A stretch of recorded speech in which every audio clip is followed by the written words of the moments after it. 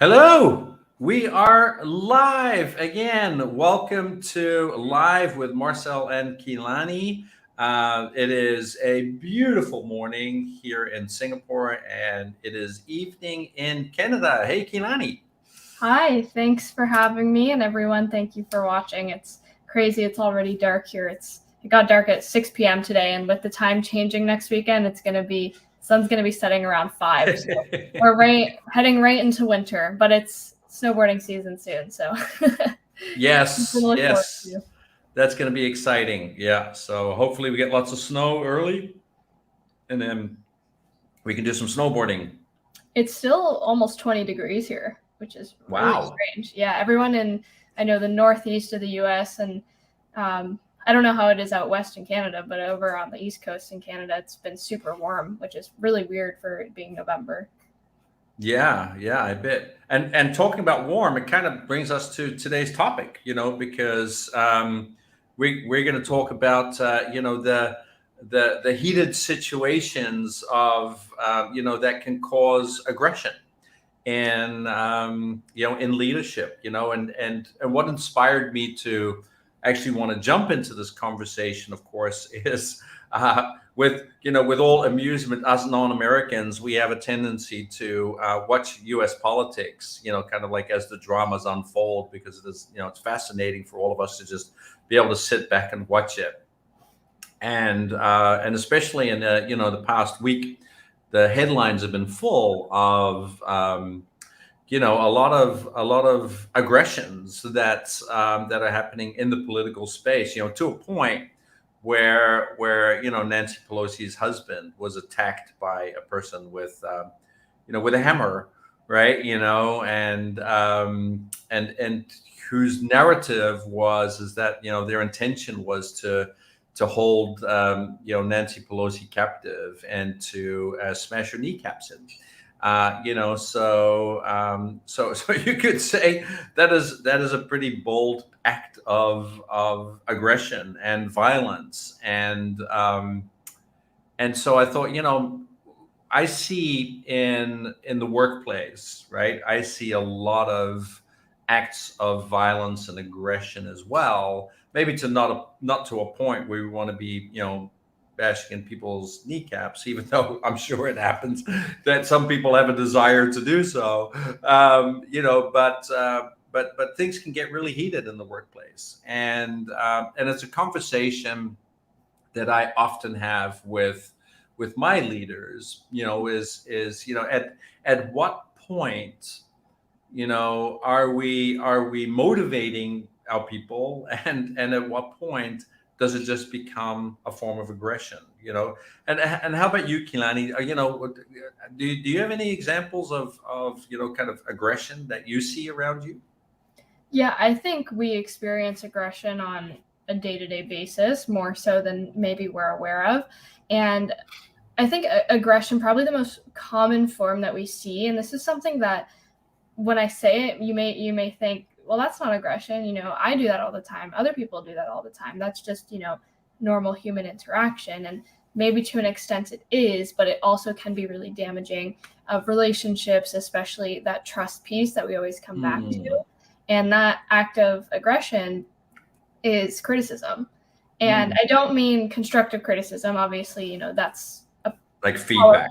Yeah, feedback is very Yeah. important, very powerful. But to undercut people and speak down to them in ways that are more harmful than they are helpful Mm, can destroy trust. And it's weird because it's not one action that just shatters the trust. It almost chips away at the mm. glue that holds people together. Mm. Yeah, and that's such a good point, right? Because I think we have a tendency to be very critical, right, of ourselves too, but also of other people, and that as you're mentioning that, I think something that I see in the workplace often is when a person has certain expectations, right, of another human being, and that human being is not meeting those expectations, then that can trigger, a strong emotional reaction in the person with the expectations. Yeah, absolutely. And that expectations piece is huge too. And I think we've talked about that on a live before. If not, we definitely talk about it a lot together.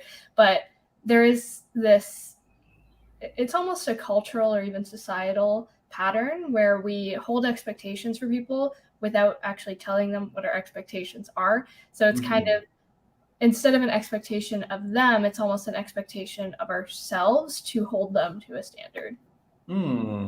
Yeah, and it is so interesting, isn't it? Right? And this is where we start hearing language, from, and I hear this so often in my clients, like, oh, this person should know better. They should, this is common sense, right? Kind of all of those type of statements are really just a subjective expectation and an unspoken expectation, thinking that everybody in this world should be thinking the same way as us. Yeah, and one thing that's coming to mind for me is the book The Pursuit of Happiness by Mm-hmm. Thomas Brothers. I know you've read it. I don't know Mm-hmm. if any of our audience has. Great book. It's about communication for the most part. And the piece that is coming to mind for me right now is it's kind of written in a comical way, but when it comes to speaking our expectations to people and asking them to do something for us, and you'll probably relate to this example too. It's him speaking to his son, asking him to mow the lawn. Yeah, you're already smiling, knowing what I'm talking about. And both, at home and in the workplace, we have a tendency to do this, where we'll say, "Hey, can you, cut the grass or mow the lawn?" And he comes back from his business trip a week later. His son hasn't touched the lawnmower, hasn't touched the lawn at all, and he's like, "Wait, I thought you said that you would mow the lawn." And his son goes, "Well, he didn't say when." And so, he goes through this whole process where the next time he asks his son to do it at a certain time, and then his son cuts like one blade of grass. And he's like, "Well, you didn't tell me I had to cut the whole lawn." Right. And it just keeps going until he has this whole paragraph of speaking his expectations. And it is a comical way, obviously, I don't think there's an expectation to make requests all the way down to the smallest specification. But I do think that that's a great example kind of how we have a tendency to hold people to expectations, assuming that they are seeing the exact same thing that we are, when in reality it could be something completely different. Yeah, yeah, exactly. And it's quite interesting, because I was having a conversation with a manager, from a big IT firm, and a senior level manager, and we were talking about kind of her team of kind of these technical architects, right, who build these platforms, and you're talking about kind of like the world's best technical architects, people who have advanced degrees in computer science, like really really smart people. And interestingly, right, she's also a volleyball coach, but she's a volleyball coach of children, of kids who are learning how to play volleyball. And she says, and she uses this analogy, which I thought was really interesting. She was like, I was like, I manage my team, my professional team, in the same way as I manage my kids. Is that I have very strong expectations that that they're supposed to be applying the basics, and to be doing kind of what they're supposed to be doing. And I become frustrated, right, when they don't do so, and I express to them, right, firmly, that when they're not applying, or when they're not doing what they're supposed to be doing, that they need to perform differently, if we want different results with the team. And I was listening to her, and I was like, oh, that's actually really interesting. And so I said, that could work, permitting that your computer scientists are 13 years old. I said, but what if you were coaching an Olympic level volleyball team? right? Would you still be coaching them on how to make the right platform, for example? Would you still be coaching them on kind of like the nitty gritty techniques, or would you or would you kind of basically be going out from an assumption that these people kind of know how to play volleyball, right? And so the coaching style, right, for those two different demographics is very different, right? And I think where the challenges come in is that managers very often have difficulty meeting their people where they are at, right? If you have an employee who for example doesn't know how to pass a ball, well, in the first place you've hired the wrong person, right? But that's a different conversation. But let's say you have that person, that's going to be a different type of approach and a different a different standard of expectations than, for example, who's playing at that Olympic world class level, right? And there's a different way of leading each and every kind of level, each and every demographic, right? And I think that's the challenge, is that managers often don't have an awareness of where the people are actually at. They don't know what that comfort level is of the people that they're working with, because they're not having the right type of conversations. And so in their mind, they might have, hey, listen, my employee should be operating at the level of an Olympic level athlete, but they've hired somebody who is playing at the level of a 13-year-old, and then become frustrated, right? Because this person is not performing like an Olympic level athlete, and then so, well, why are you not performing the way that I expect you to perform? And vice versa too, by the way. So I see this very often too. I see people who are being hired, and this is of course even worse, is people who are Olympic level athletes, so to speak, of their craft, and they get hired into a role, and then they're treated like they're 13 years old.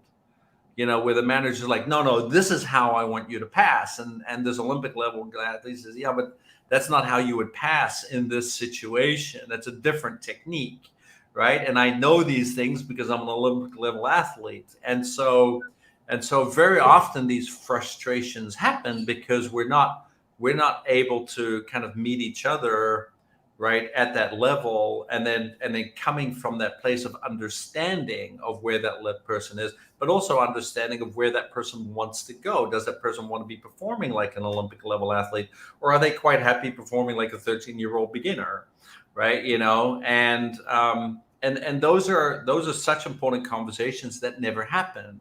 The manager at that moment in time, or the leader, has a certain expectation. And that expectation, when that expectation is not met for any reason, that can trigger, some form of emotional response. And so some of the language that we then hear is like, and I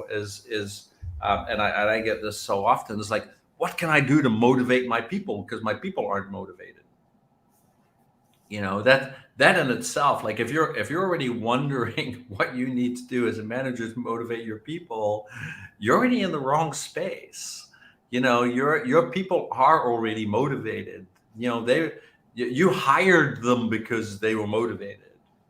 And in the worst case scenario, they became demotivated because of the culture at work, leadership, ineffective leadership, all of that kind of stuff. But people aren't hired because they're demotivated.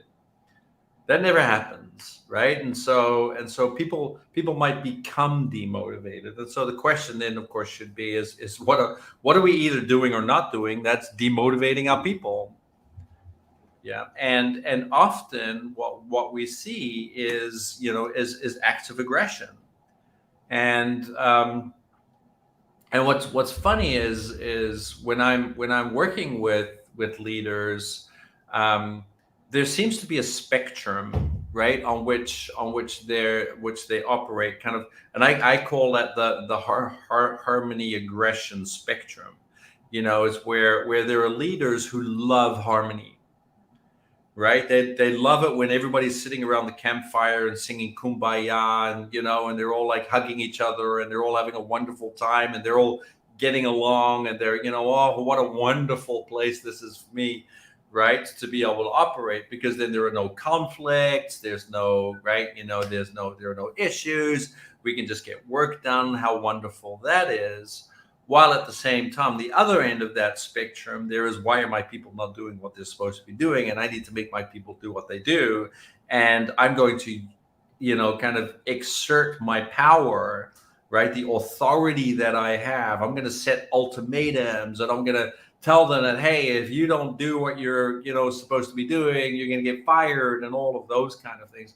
And that's that other end of that spectrum, right? Of kind of living in aggression, and these are the most common forms of aggression that we see in the workplace. Aggression is when people kind of assert their authority on other people, right, in a way that doesn't allow these people to thrive, right, but rather just conform. And I often, when I'm talking with leaders who are on either end of the spectrum, and there are many, very few leaders actually find the sweet spot that's somewhere between that spectrum of harmony and aggression. And and I often get that question, right? How do I know where I need to be on that spectrum? And for me, the answer is really simple. Is somewhere on that spectrum, right, is a point of assertiveness that is required for every single leader. And every single situation is a sliding scale of assertiveness. And so you can see on one side harmony, on the other side aggression, and then there's the slider that goes from left to right. That is our degree of assertiveness. Now, where I see the harmonious leaders go wrong is that they have an interpretation that assertiveness is the same as aggression, and those are two very different things. Have you had that conversation before with some of your people? Maybe I know you deal a lot with the younger, but they might be on the receiving end, right, of aggression. Yeah, I hear that conversation a lot, more so in my personal life, actually. I hear people complain about the people they work with, specifically between generations, which is interesting. I know that's something we talk about a lot. But I actually most frequently had this conversation when I was in my previous leadership role, where I was mentoring a team of people. And they would come to me about other leaders in our team and telling me that they felt they were being aggressive. How do they handle it? And even for them, a lot of them were more on the harmonious side of that scale. And I do really like using that scale as well. And then the question also came up of, how do I find that sweet spot? How do I, still have a harmonious relationship with them without just being their best friend and letting them do whatever they want to do and not getting anything done? And so it's definitely a very common conversation, I think, with anyone who works with anyone. And we all have a tendency, like you said, to fall to one side or the other. But if I can share, what some of my takeaways have been from that conversation is really, and this is something I've struggled with too, so this is sharing from my experience, because I tend to be more on that harmonious side. I really struggle to kind of push people, because I want us to have a good relationship and have them be comfortable to talk to me, and so I don't want to do anything to break that. However, what I found is that in my experience, that can also result in them not being as driven, or not, having as much initiative maybe to get what needs to get done. And what I've found in my experience is to come from a place of being their mentor, being the person who's going to push them, who's going to do what you need to do as the leader to help them exceed, but to do it in a way, to show up in a way that is harmonious. So instead of saying, you need to do this or you're getting fired or, whatever else there is, to say, hey, I really appreciate the work that you've been doing so far, and just highlight a lot of their strengths, and then say, here's the other thing. Can we maybe pick up the speed on this, or how can I support you in moving this or that forward? And so to kind of have those same conversations that may be seen on the aggressive side, but instead of coming at it from an aggressive way with the ultimatums, with maybe the verbal abuse, to instead show up in a way of care. How can I help this person? How can I support them?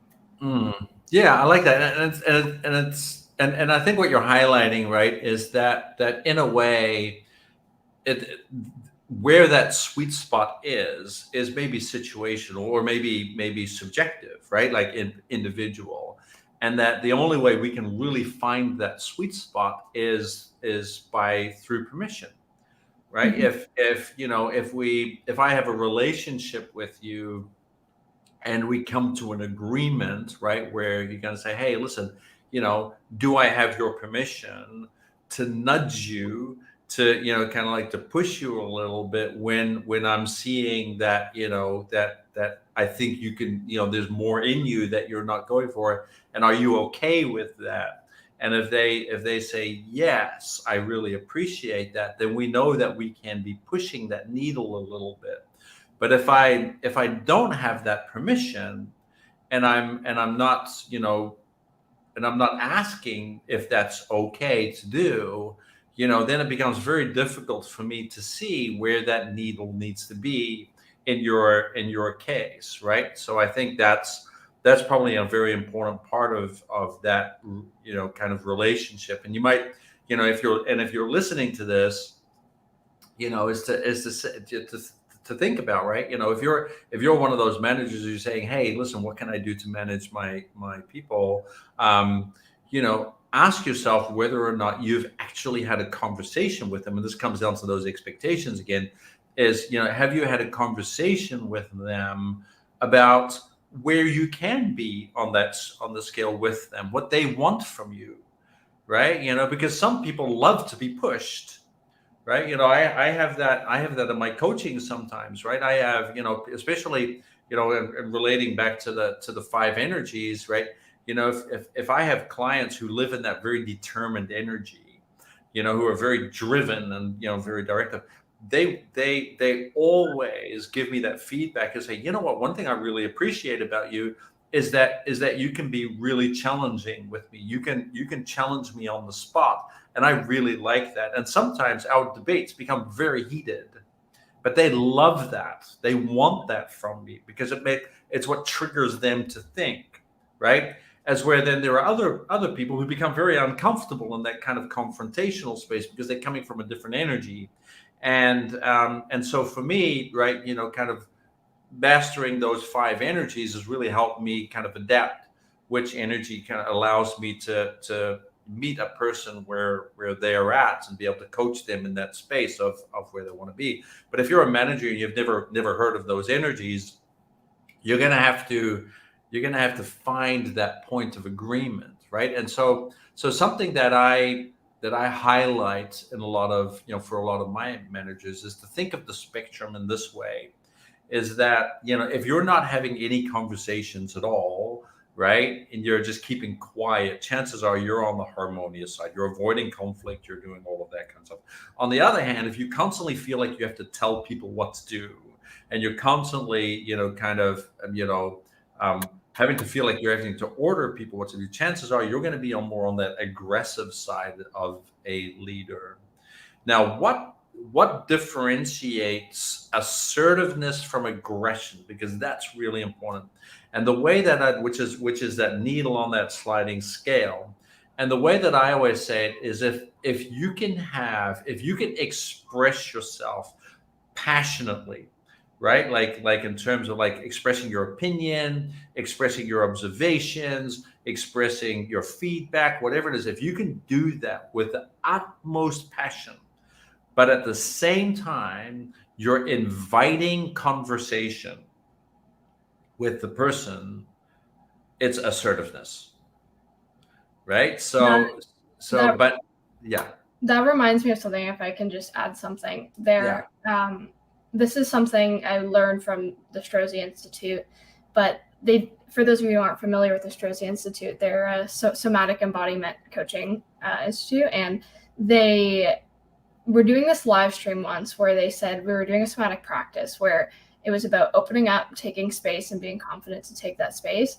And then there was this addition to it of flexibility where we would, move like this. And it was saying, I give myself permission to show up and take space, but there's also room for you here as well.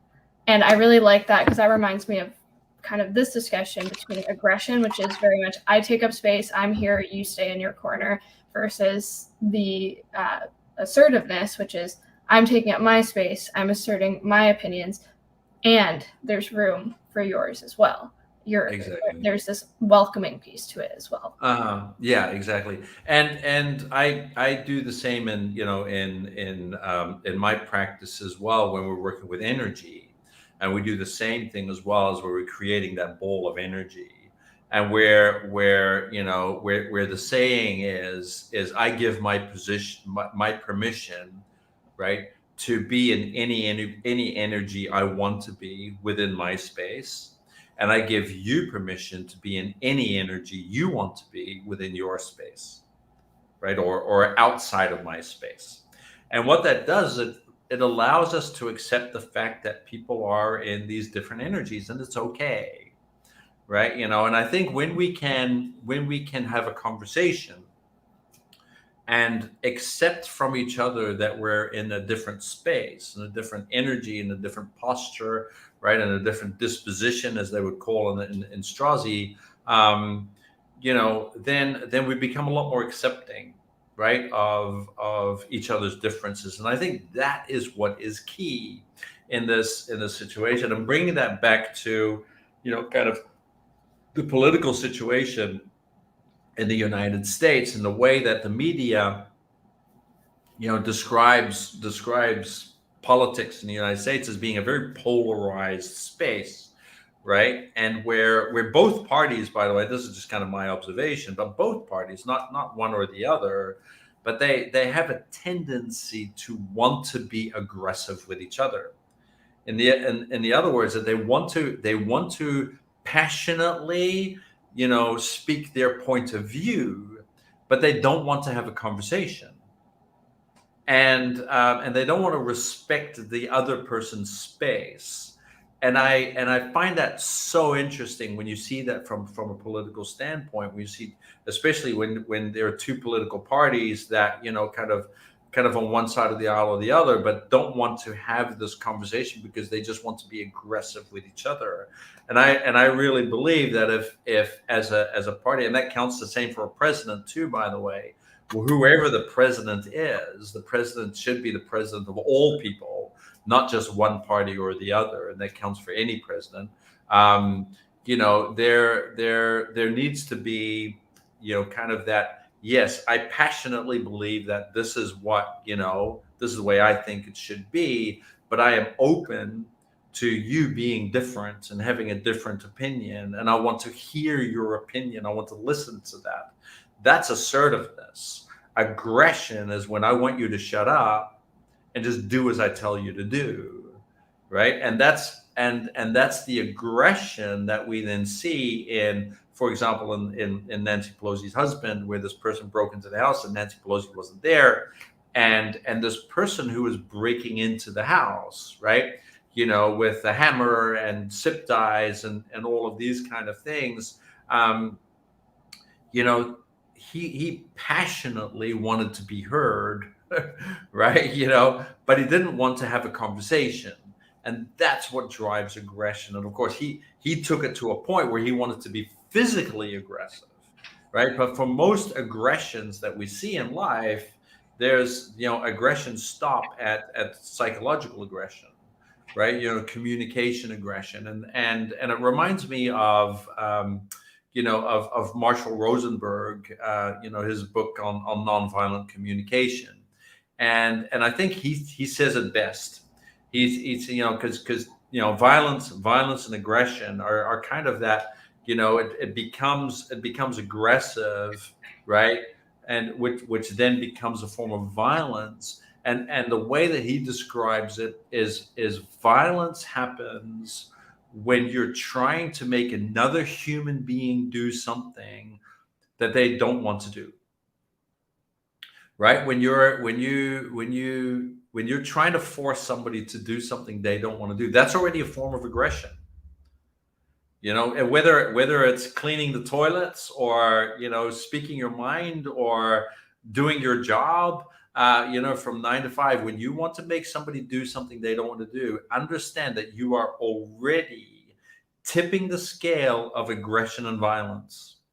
Because as human beings, we don't have a right to force another person to do, even though we might be paying their salaries, we still do not have a right to actually tell them what to do, because then what we're doing is we're putting ourselves above them as human beings. And as human beings, we are not above each other, we're equal as adults, right? And so always understand that the moment that you have an inclination to make a person do something they don't want to do, that already is leaning into a form of aggression.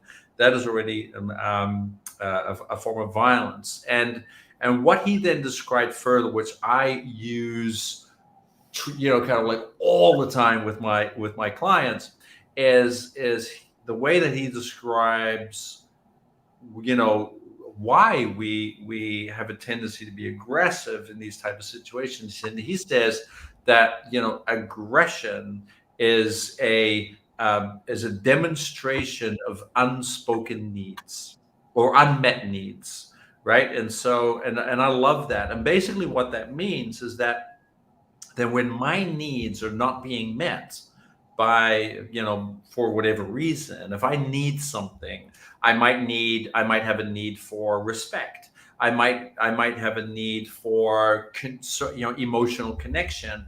I might have a need to matter, right? To make an impact in this world. I might have a need for status. I might have a need for autonomy, to being able to make my own decisions. Whatever those needs are, the moment I'm in a situation where I feel that need that I have is not being met, I'm going to have a tendency to want to be aggressive.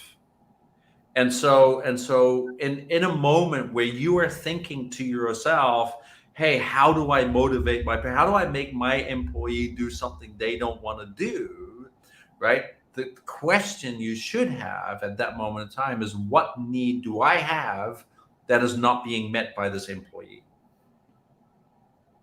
right? And that whatever that need is, if you had a conversation with that employee about that need that's not being met, you kind of say, hey, I just want to let you know that when you're acting this way, right, I have a need to feel respected. And that when you're acting this way, I feel like I'm being disrespected, right? That's a very different conversation than, you have to do this, right? I'm going to make you do that, because that becomes a very difficult conversation. So if you're listening to this and you're wondering, how can I, work with a person to be able to get them to do something that I need them to do, ask yourself whether or not you're actually having the conversation about what you need versus about what you want them to do, right? Or what you think they should be doing. Those are all the wrong conversations, right? And ultimately, you can imagine, right, as a society, and of course I'm getting very philosophical here, but let's bring that back to that political situation, or even to that situation of Nancy Pelosi's husband who got attacked.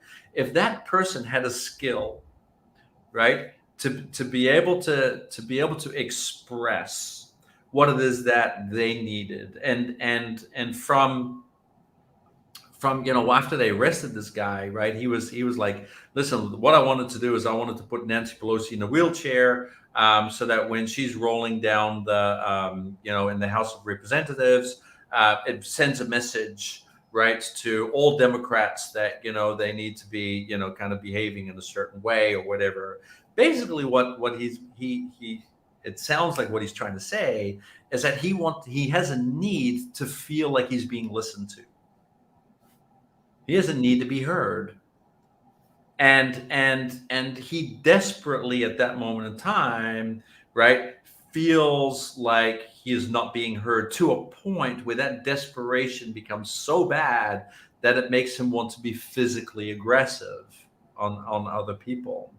And so we can bring all forms of aggression back down to the fundamental needs, what it is. And if my needs are being met, if he felt listened to, if he was able to have a conversation, right, with with Democrats about how he felt, and those Democrats were able to just kind of listen to him and be empathetic towards what he felt, that he was saying, without being ridiculed or without feeling like he was, not being listened to, chances are he probably wouldn't feel like he needs to be aggressive, right? So all forms of aggression can come down to a person's needs not, or a person feeling like their needs are not being met. The art form in leadership is the ability to be able to be aware of what it is that your people need, but also what the business needs and what you need, and to be able to pull all of those together, right, to create some form of harmony, which is really interesting,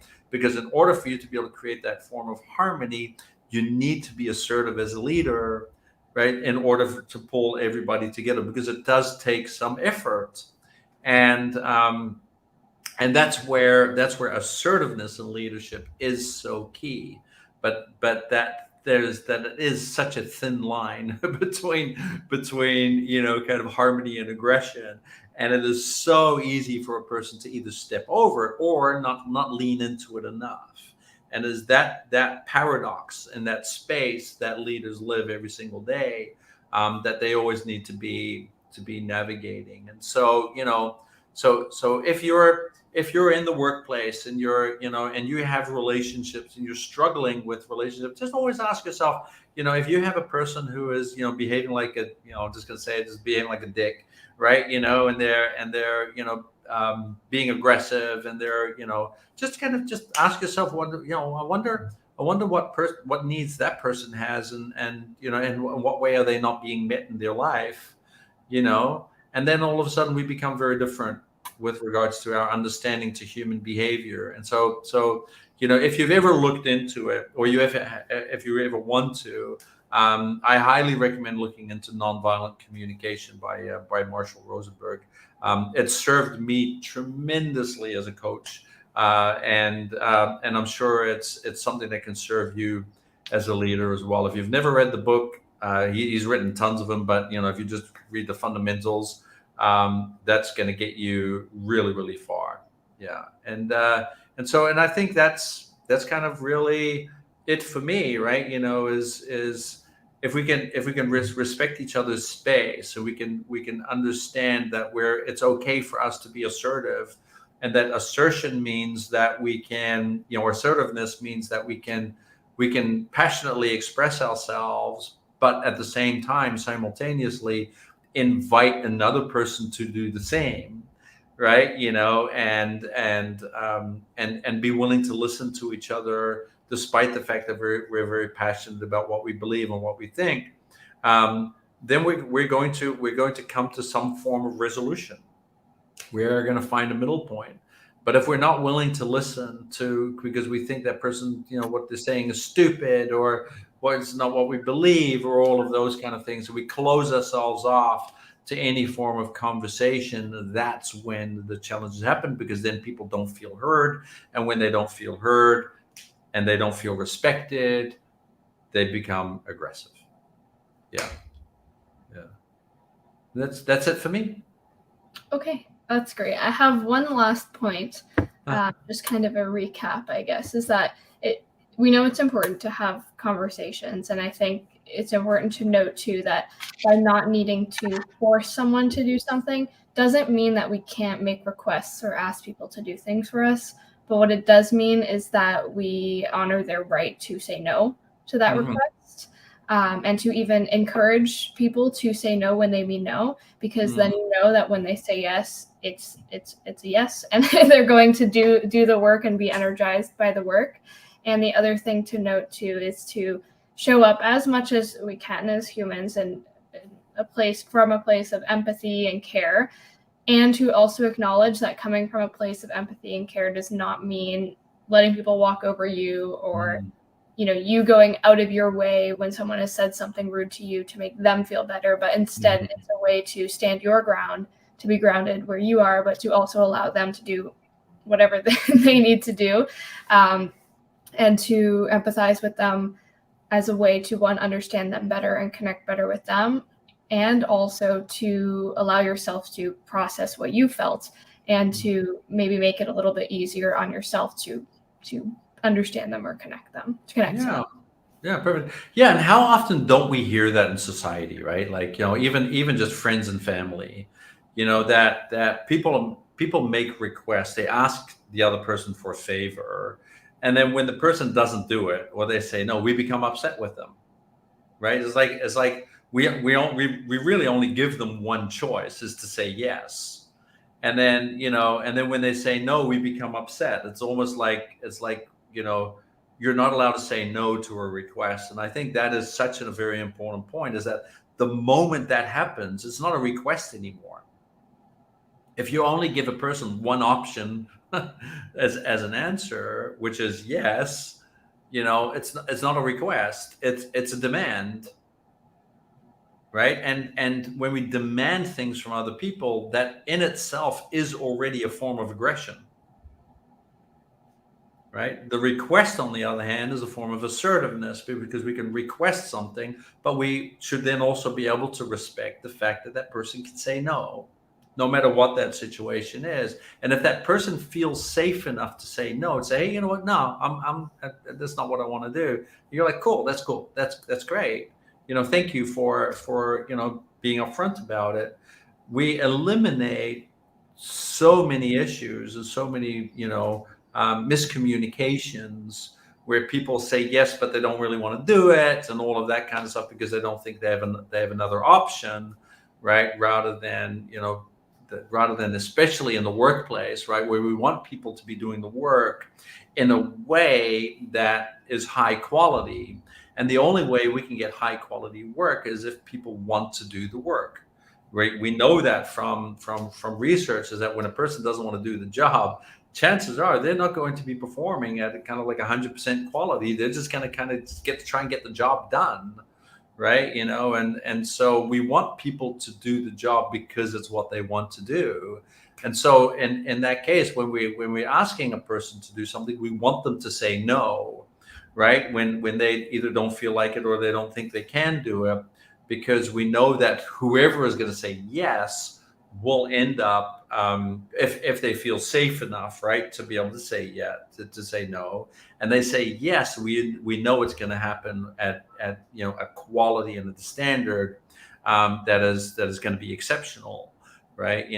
So absolutely. And if you're in a relationship, right, whether it's with your family or friends, or anything like that, and you have a tendency to expect only a yes when you ask them for a favor, understand that you're, at that moment in time, you're applying aggression on somebody you care about, right? And I see it a lot. It happens so much in society that we do that for some reason you're not allowed to say no, and that's and that's where, and I see that in leaders too. There are many leaders who are afraid to say no, because they've been raised in society that that saying no is a bad thing. And it's so silly, because it's it doesn't make sense at all, because then it's not a request anymore. And so absolutely. And thanks for bringing that up, because that is such a critical thing. It's when we make a request, it's only a request if we're willing to accept no. Yeah. And so and if we only want a yes, then it's not a request anymore, then we're being aggressive. Yeah. Cool. Cool. Awesome. Well, thanks, Kilani. That was great. And thanks for recapping that so nicely. So that's pretty much all for me. How about you, Kilani? Is that it? Yeah, that's all for Yeah. me as well. Just thank you to everyone for watching, and to you for conversation as always. We appreciate everyone popping in and watching, whether it's the whole episode, parts of the episode, whatever you get value from. Let us know what your biggest takeaway was in the comments. I'd be curious to see that, because this was a good conversation. We touched on a lot of things. Yeah, absolutely. And remember to to subscribe to our YouTube channel, Level 5 Partners. It's always that makes it easier for you to be able to observe and to be able to see the videos. You'll get the notifications by email when when videos come up and so on. So and remember that for every person that signs up for the first 100 subscriptions, we have a special gift. So that might be something you might want to jump on. All right. Well, that's it for us. And we will see you in the next episode. Yep. Bye.